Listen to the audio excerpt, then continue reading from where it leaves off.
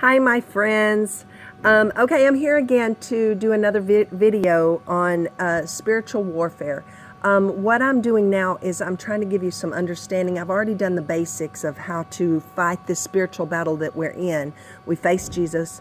We let him into our heart. We let him search us and know us. And whatever he brings to the surface, we say guilty. We begin to turn our back on our own sins.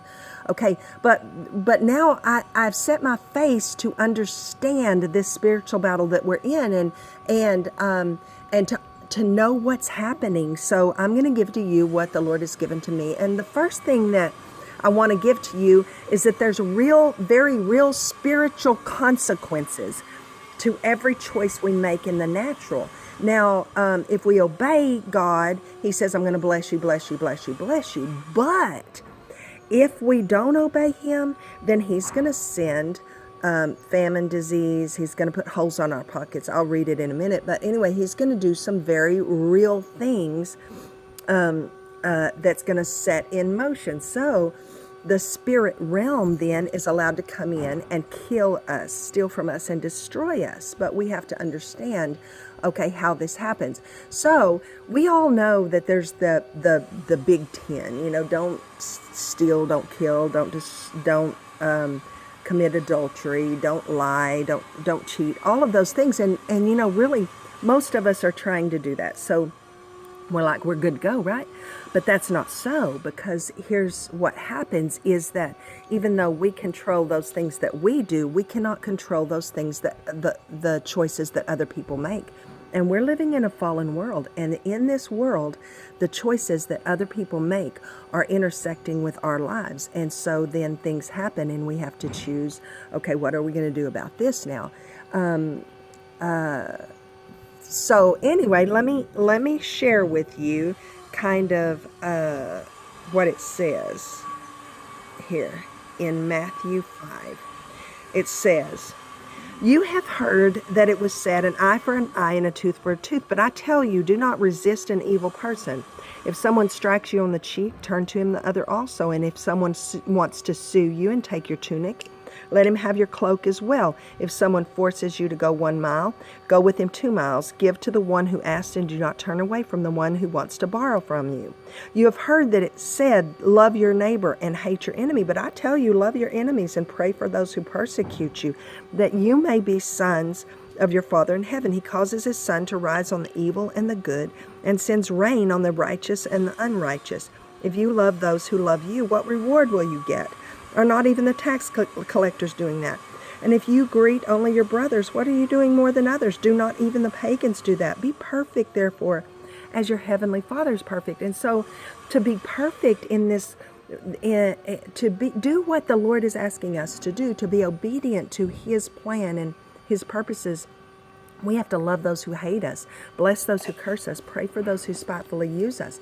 When bad things happen, when our land is raped and pillaged, when people come in and completely destroy what we have or take it, when the government comes in and does this or that, when our wife or our husband or our children or whatever, it doesn't matter, our boss, when things happen that are unfair, then we have a choice. And the choice is to allow bitterness and anger and frustration and hate and revenge and all of these things to enter our heart. Or our choice is to love those who hate us, bless those who curse us, pray for those who spitefully use us, so that we will be sons of our Father in heaven. Now, it's a choice. But as we let those things in, if we choose to allow the spirits to come into our heart, then there are consequences to that.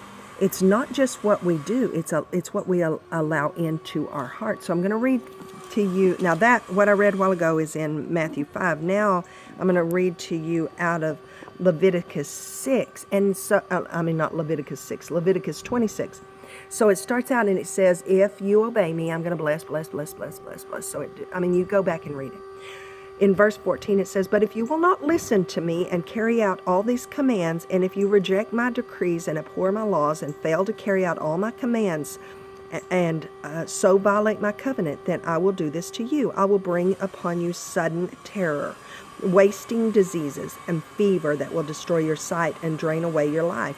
You will plant seed in vain because your enemies will eat it, and I will set my face against you so that you will be defeated by your enemies, and those who hate you will rule over you, and you will flee even when no one is pursuing. So what happens is when we allow these unforgiveness, bitterness, hatred, when we allow those things into our heart, then there's very real consequences. It will be played out in our body. It will be played out in our emotions. It will be played out in our fear. Fear will come upon us. So with this one, I want you to know that there's some very real consequences to every decision that we make, okay?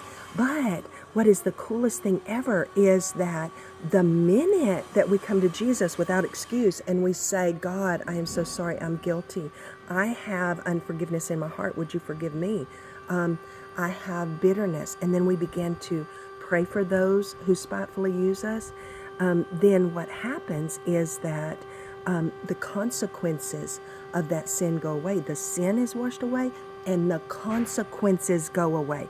So not only as we begin to clean our land, let the Lord deliver us and set us free, then the consequences of our choices go away. So our body becomes healed. Our fears go away. The blindness, it's like all of those things that are happening against us all of a sudden have no power because the one who set us free has set us free. And so right now with this first video on understanding spiritual matters, I need for you to know there are some very real consequences, very physical consequences for every choice that we make. Now this is in the spirit realm, but it manifests in the natural. So the spirits, those demons that hate us, are then allowed to come, kill, steal from us, and destroy us when we refuse to do what God is asking us to do. So my prayer, my friend, today is that we will turn our face towards Jesus and that we will understand that, God, you're in control and you want to set me free. And then to let him. Okay.